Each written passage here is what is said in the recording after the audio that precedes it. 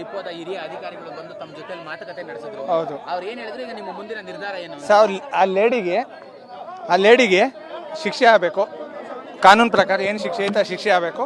ಆಮೇಲೆ ನಾವು ಗಾಡಿ ಮೂವ್ ಮಾಡ್ತೀವಿ ಸರ್. ಇದು ನಿಮ್ಮ ನಿರ್ಧಾರ. ಅವರು ಕೂಡ ಒಂದು ಮಾತನ್ನ ಹೇಳಿದ್ರು ನಿಮಗೆ, ಏನಂತ? ನೀವೇನಾದ್ರೂ ಬಸ್ಸನ್ನ ತೆಗೆದೇ ಇದ್ರೆ BMTC ಅವರು ನಮ್ಮ ಇದನ್ನ ಕ್ಯಾನ್ಸಲ್ ಮಾಡ್ತಾರೆ, ಎಲ್ಲ ಬಸ್ಸನ್ನ ಇಲ್ಲೇ ನಿಲ್ಲಿಸ್ಬಿಡ್ತಾರೆ ಅಂತ. ಅದಕ್ಕೆ ನಿಮ್ಮ ನಿರ್ಧಾರ? ಸರ್ ನಿಲ್ಸ್ಲಿ ಸರ್, ಬೇಕಾದ್ರೆ ಅಲ್ಲಿ ಶಿಕ್ಷೆ ಆಗೋವರೆಗೂ ಆಗಲ್ಲ.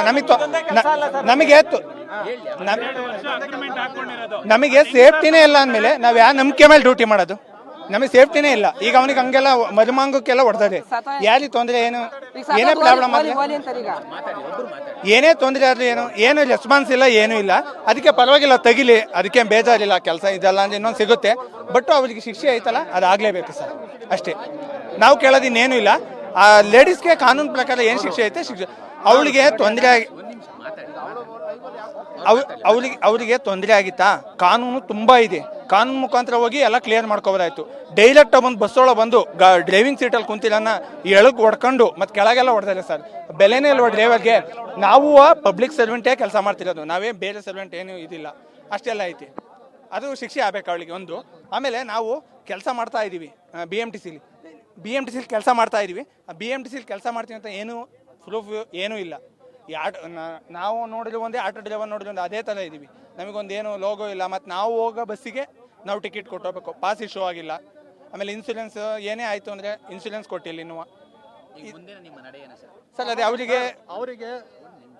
ಅವರಿಗೆ ಪನಿಷ್ಮೆಂಟು ಶಿಕ್ಷೆ ಆಯಿತು ಅಂದರೆ ಶಿಕ್ಷೆ ಆಗಲೇಬೇಕು. ಆಗಲೇಬೇಕು. ಆಯ್ತು ಅಂದರೆ ನಾವು ಏನೈತೆ ಡೈಲಿ ಕರ್ತವ್ಯ ಮಾಡೇ ಮಾಡ್ತೀವಿ. ನನ್ನ ಹೆಸರು ಹನುಮಂತ. ಇವಾಗ ಹೆಂಗೆ ಅಂತ ಅಂದರೆ ನಾಳೆ ದಿನ ನಮಗೂ ನಡಿಬೋದು, ಆಯಿತಾ? ಇವಾಗ ಈ ಅಧಿಕಾರಿಗಳು ನಾವು ಅದ ಮಾಡ್ತೀವಿ, ಅದೇ ಸಪೋರ್ಟ್ ಮಾಡ್ತೀವಿ, ಇದೇ ಸಪೋರ್ಟ್ ಮಾಡ್ತೀವಿ ಅಂತ ಹೇಳಿದ್ದಾರೆ, ಓಕೆನಾ? ನೆನ್ನೆ ಗ್ರೂಪಲ್ಲಿ ಏನಂತ ಹಾಕಿದ್ದಾರೆ, ಅವರಿಗೆ ನಾವು ಜೈಲಿಗೆ ಹಾಕ್ಸಿ ಪ್ರೂಫ್ ಸಮೇತ ಕೊಡ್ತೀವಿ ಅಂತ ಅಂದಿದ್ದಾರೆ. ಅದು ಹೆಂಗೆ ಸ್ಟೇಷನ್ ಬೇಲ್ ಕೊಡ್ಸಿದ್ರು ಅಲ್ವಾ?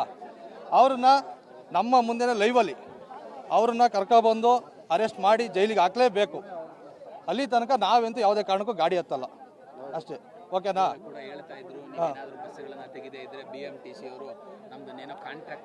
ಸರ್ ಮಾಡಿ 12 ವರ್ಷ ಅಗ್ರಿಮೆಂಟ್ ಆಗಿರೋದು ಸರ್ ಅದು. ಸರ್ ಇವಾಗ ನಾನು ಹೇಳ್ತಿರೋದು, ಅವ್ರದ್ದು ಕಾಂಟ್ರಾಕ್ಟು ಕ್ಯಾನ್ಸಲ್ ಆಯ್ತು ಅಂತ ಹೇಳ್ತಾರೆ. ನಾಳೆ ದಿನ ನಮ್ಮ ಜೀವ ಹೋದ್ರೆ ಅವರು ಬರ್ತಾರಾ? ಇವತ್ತು ನೆನ್ನೆ ಅವರಿಗೆ ಒದ್ದಿರೋದು ಹೆಂಗೆ ಅಂತ ಅಂದರೆ ಸೆಂಟ್ರ್ ಪಾಯಿಂಟಿಗೆ ಒದ್ದಿದ್ದಾರೆ, ಓಕೆನಾ? ಅವನೇನಾದ್ರು ಹೆಚ್ಚು ಕಮ್ಮಿ ಆಗಿ ಏನಾದ್ರು ಆಗಿದ್ರೆ ಆಗುತ್ತಾ? ಏನಾದ್ರು ಹೆಚ್ಚು ಕಮ್ಮಿ ಆಗಿದ್ರೆ ಅವ್ರದ್ದು ಏನೇ ಇನ್ಫ್ಲುಯೆನ್ಸ್ ಇರಲಿ ಸರ್, ಲೇಡೀಸ್ದು ಅವರಿಗೆ ಏನು ಪನಿಷ್ಮೆಂಟ್ ಆಗಲೇಬೇಕು, ಅದು ಆಗಲೇಬೇಕು, ಆಯಿತಾ? ಅದಾಗೋ ತನಕ ನಾವಂತೂ ಯಾವುದೇ ಕಾರಣಕ್ಕೂ ಗಾಡಿಗೆ